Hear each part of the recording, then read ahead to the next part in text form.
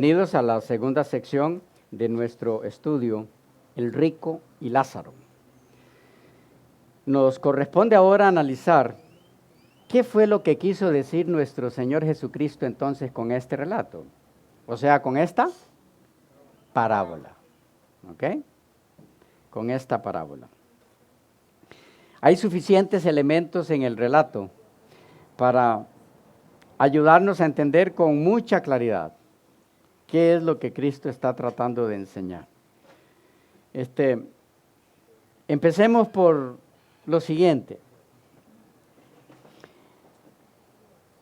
¿Quién es o qué tipo de persona es la que es mandada o enviada al Hades? ¿Cómo dice que es? Rico, se vestía de púrpura y de lino fino, cada día hacía banquete con esplendidez. Y esa misma persona, en representación de muchos otros, llama de una forma muy peculiar a Abraham. ¿Cómo lo llama? Padre Abraham. ¿De quién es padre Abraham? ¿Del pueblo? Judío. De los judíos.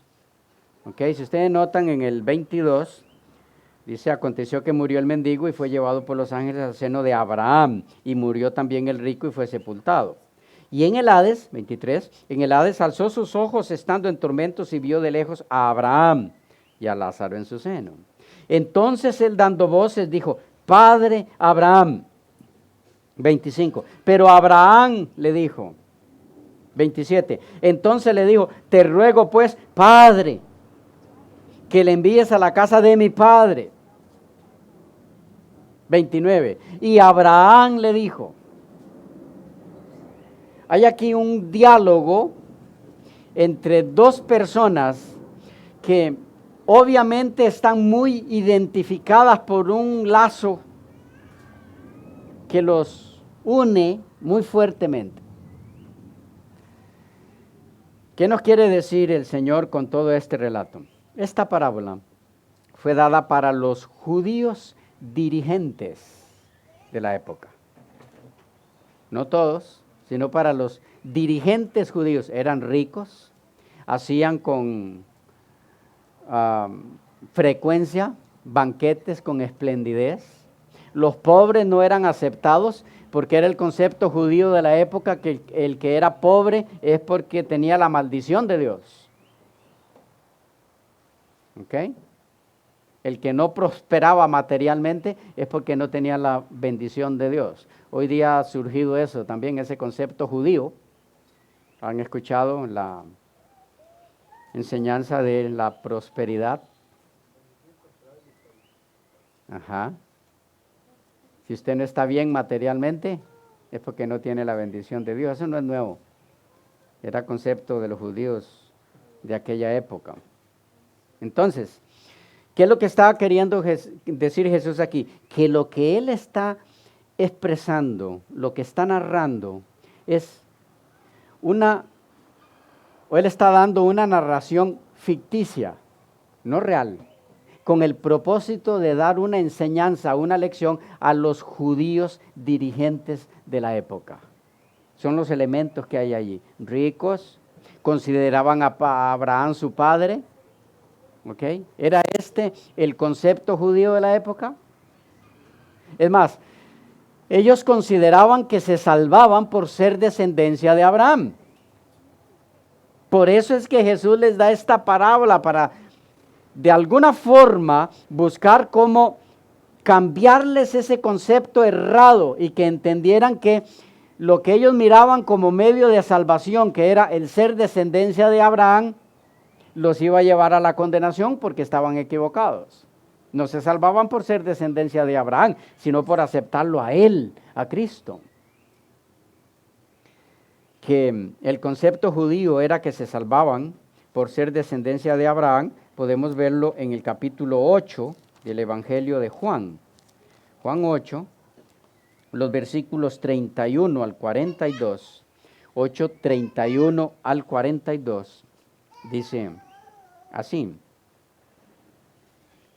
Dijo entonces Jesús, ahora noten, a los judíos que habían creído en él: si vosotros permaneciereis en mi palabra, seréis verdaderamente mis discípulos, y conoceréis la verdad, y la verdad os hará libres. Ahora vean la reacción de ellos.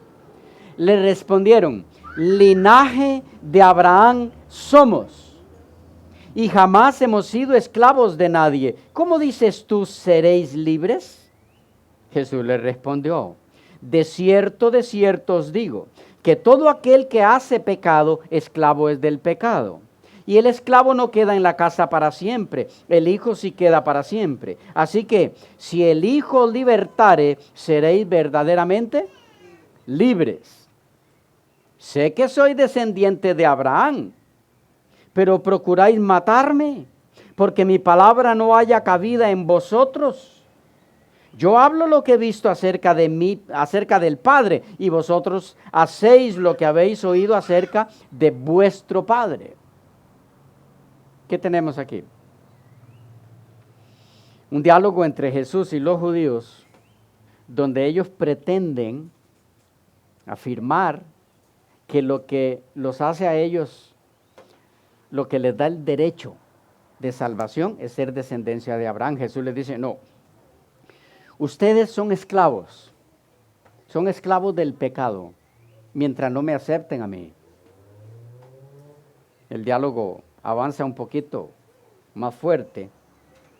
En el versículo 39 dice: respondieron y le dijeron: nuestro padre es Abraham. ¿Ven el mismo lenguaje? Padre Abraham, Padre Abraham, Padre Abraham. Es el mismo de Lucas 16, de la parábola de Lucas 16. Respondieron y le dijeron: nuestro padre es Abraham. Jesús les dijo: si fueseis hijos de Abraham, las obras de Abraham haríais. Jesús quería enseñarle a ellos que no solamente estaba equivocado el concepto que estaban manejando, que se salvaban por ser descendencia de Abraham, sino que espiritualmente ni siquiera eso eran. Vaya, si fuera por eso que se salvaban, que ya estaba equivocado el concepto, pero si fuera por eso, si el concepto estuviera correcto, ni siquiera eso eran descendencia de Abraham. Carnalmente sí, pero espiritualmente no. Le dice en el 40: pero ahora procuráis matarme a mí, hombre que os he hablado la verdad, la cual he oído de Dios. ¿No hizo esto Abraham? ¿Qué les está diciendo Jesús? A mí se me hace que el padre de ustedes es otro, porque ustedes no hacen lo que hacía Abraham, actúan muy distinto. Ustedes no son descendencia de Abraham. 41: vosotros hacéis las obras de vuestro padre. Entonces le dijeron: nosotros no somos nacidos de fornicación, un padre tenemos que es Dios. ¿Saben lo que le están diciendo aquí? Nuestro padre es Abraham. Nosotros podemos comprobar que somos descendencia de Abraham. Hay otro que nosotros conocemos, que de su papá no sabemos quién es. Sabemos de su mamá, pero su papá, ¿quién sabe quién es? Eso es lo que le están diciendo a él. ¿Me entienden? Le dicen: no somos hijos de fornicación, como alguien que conocemos, ¿no? Jesús entonces les dijo: si vuestro padre fuese Dios. Jesús no se defiende, no necesita. Le dice: si vuestro padre fuese Dios, ciertamente me amaríais, porque yo de Dios he salido. Ahora le está diciendo quién es su papá, el que ellos no conocen. Él le está diciendo: sí, ustedes tienen razón, no lo conocen. Y he venido, yo de Dios he salido y he venido, pues no he venido de mí mismo, sino del que me envió. ¿Por qué no entendéis mi lenguaje? ¿Por qué no podéis escuchar mi palabra? Y entonces ahora se los tuvo que decir directamente: vosotros sois de vuestro padre el diablo, y los deseos de vuestro padre queréis hacer. Él ha sido homicida desde el principio y no ha permanecido en la verdad porque no hay verdad en él. Cuando habla mentira, de suyo habla porque es mentiroso y padre de mentira. Y a mí, porque digo la verdad, no me creéis. ¿Quién de vosotros me redarguye de pecado? Pues si digo la verdad, ¿por qué vosotros no me creéis? El que es de Dios, las palabras de Dios oye. Por esto no las oís vosotros, porque no sois de Dios. ¿Qué es toda la discusión aquí entre Jesús y los dirigentes judíos? Que ellos están argumentando que su derecho a salvación lo tienen por ser descendencia de Abraham. Jesús les dice, no, se salva el que acepta al que el Padre envió, que soy yo. Y ustedes no solo no me aceptan, sino que procuran matarme. Ustedes, tras que no se salva nadie por ser descendencia de Abraham, ustedes ni siquiera esos son. Había razón para que lo quisieran matar, ¿verdad? Pero volviendo al punto, a Lucas 16, entonces, es claro que a quienes Jesús les está narrando esta parábola, es a aquellos que en su mente tenían el concepto de que se salvaban porque Abraham era su padre. ¿Claros ahí? Es una parábola para los dirigentes judíos. Aquí, Nixon. Pregunta, los judíos que escucharon esa parábola del Señor Jesús, ¿comprendieron con solo la mención de la parábola? ¿No hubo una explicación más? Por ejemplo, en Mateo 13, cuando se da la parábola de la semilla, ¿verdad? Que cae en el camino, en las piedras, en los espigos, en la tierra buena. Luego el Señor le explica la parábola a los apóstoles, ¿verdad? Porque ellos no la comprendían. Y ahí es donde le menciona que a ellos les hablo por parábolas, pero a ustedes les voy a explicar pues este asunto. ¿Comprendieron los judíos de ese entonces la parábola que el Señor les estaba diciendo? Bueno, el mismo hecho que mencionas, de que no hubo una explicación de la parábola, debe ayudarnos a entender que la comprendieron perfectamente. Porque de paso, en la parte final de la parábola, hay muchos más elementos que indican que con toda claridad ellos entendieron que se estaba refiriendo a ellos. Miren, por ejemplo, cuando Abraham le dice no puede pasar, ¿cómo se llama? Lázaro, de aquí para allá, ni de allá para acá, ustedes no hay cómo comunicarse. ¿Cuál es la petición? Vean el 27. Lucas 16, 27. Entonces le dijo, ¿quién? El rico, el judío, ¿ok? Entonces le dijo, te ruego pues, padre Abraham, que le envíes a la casa de mi padre. ¿Cuál sería la casa de su padre si es un judío el que está hablando? Pues los judíos. ¿Quién más no podría ser? Porque tengo 5 hermanos, para que les testifique, a fin de que no vengan ellos también a este lugar de tormento. Es curioso que en tiempos de Jesús, los judíos estaban divididos precisamente en 5 grupos. Los fariseos, los saduceos, los esenios, los herodianos y los celotes. Curioso, 5 grupos entre los que estaban divididos los judíos en la época de Jesús. Por eso Jesús utiliza el número 5 aquí. Y además, en el 29, dice, y Abraham le dijo, vea si entendieron ellos con claridad a quiénes se estaba refiriendo. Y Abraham le dijo, ¿a quién? Al que estaba pidiendo ayuda. A Moisés y a los profetas tienen. Óiganlos, ¿quiénes son los que tenían a Moisés y a los profetas? Pues los judíos, nadie más, ninguna otra raza. Por eso en Romanos 3:2, en Romanos 3:2, 3:1 y 2, ¿qué ventaja tiene pues el judío? ¿O de qué aprovecha la circuncisión? Dice, mucho en todas maneras. Primero, ciertamente que les ha sido confiada la palabra de Dios, por lo menos en aquella época. del Antiguo Testamento. A ellos les fue confiada la palabra, el Antiguo Testamento. Por eso es que Abraham les dice a Moisés y a los profetas. La frase Moisés y los profetas es alusión a el Antiguo Testamento. A Moisés y a los profetas tienen, óiganlos.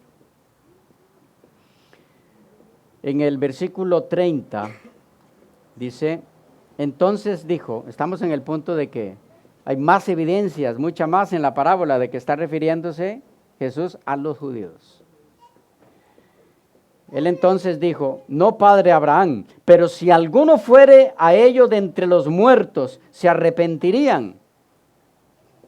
Mas Abraham le dijo, si no oyen a Moisés y a los profetas, otra vez, o sea, si no atienden las instrucciones dadas a ellos en el Antiguo Testamento, tampoco se persuadirán, aunque alguno se levantare de los muertos. ¿De qué está hablando Jesús aquí? De paso, algunos dicen, hay una evidencia de que esto no puede ser parábola, porque en ninguna parábola se utiliza un nombre propio de persona. Y aquí se utiliza el nombre Lázaro. Pero ese argumento olvida lo que Jesús dijo al final. Si no oyen a Moisés y a los profetas, tampoco se persuadirán, aunque alguno se levantare de los muertos. ¿Hubo alguien que se levantó de los muertos por obra de Jesús para que creyeran en él? ¿Cómo se llamaba? Lázaro, por eso le puso nombre. Por eso le puso nombre en la parábola. No porque él está narrando algo real que sucedió ahí en todo lo que hemos leído. Sino que había uno que se levantaría de los muertos, que tenía nombre, y ni aún levantándose de entre los muertos Lázaro le creyeron. Procuraron matarlo, a Lázaro y a Jesús.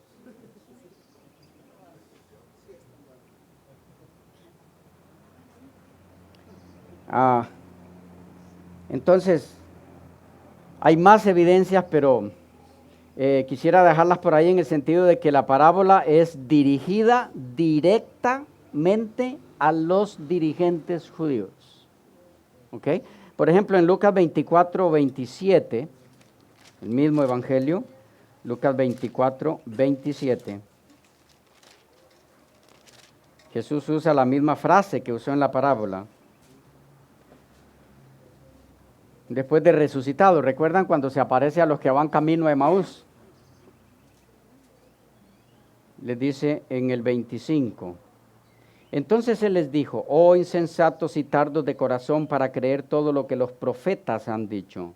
¿No era necesario que el Cristo padeciera estas cosas y que entrara en su gloria? Y comenzando desde Moisés y siguiendo por todos los profetas, les declaraba en todas las escrituras lo que de él decían. Moisés y los profetas es el Antiguo Testamento.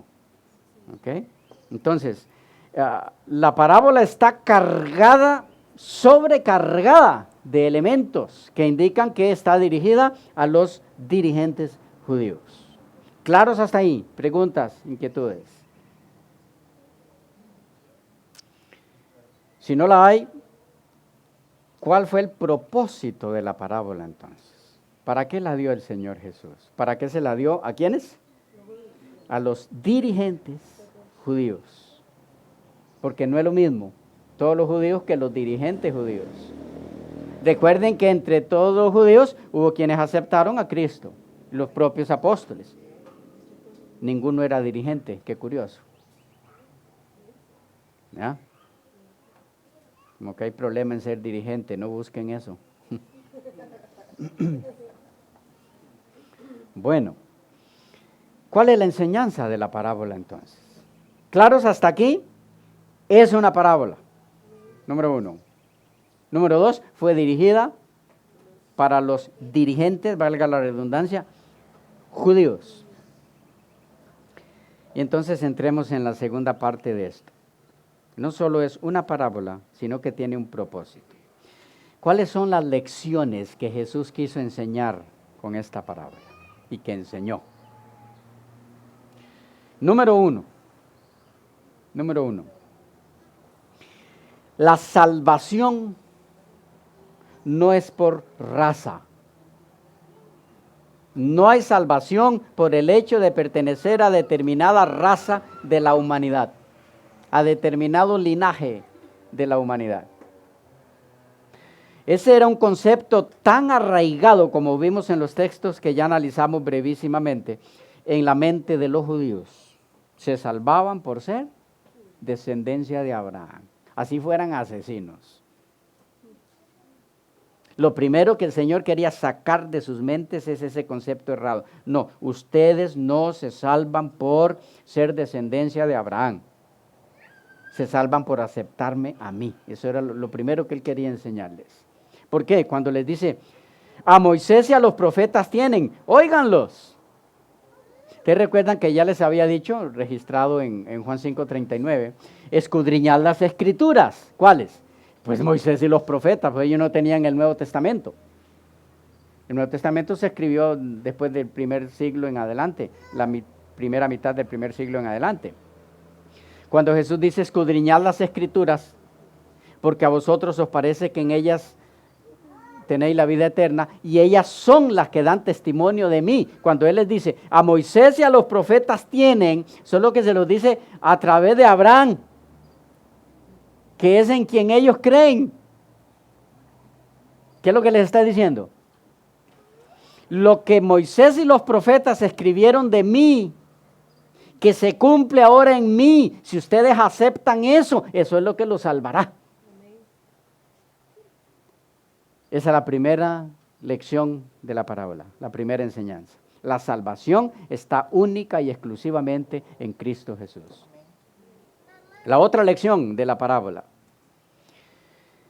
¿Cuál es el problema de este hombre que es enviado al Hades?